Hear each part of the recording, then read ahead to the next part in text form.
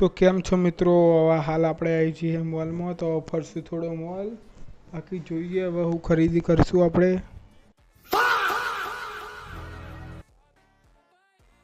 मतलब ये जो फिर वही बात आ जाएगी, जो गरीब हो ना आदमी, यो साला अपनी आदत से गरीब हो।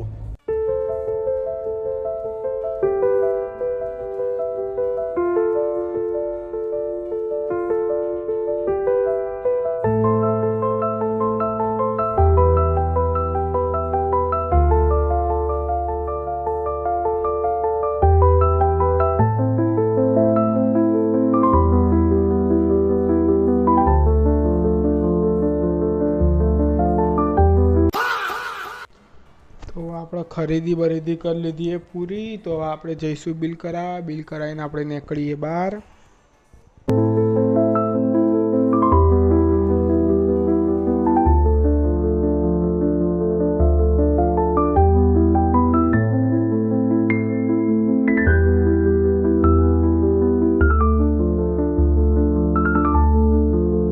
તો હવે આપણે ખરીદી બરીદી બધું પૂરું કરી લીધું હોય, બિલ આવી ગયું. તો હવે આપણે આવી જઈએ મોલના બહાર. ભાઈ જો નેચરથી એક્ટિવા કાઢવા, એક્ટિવા બેસમેન્ટમાં મૂકી થો એટલે હવે એક્ટિવા બહાર લઈને આવે. બાકી આજના વ્લોગ માટે આટલું જ.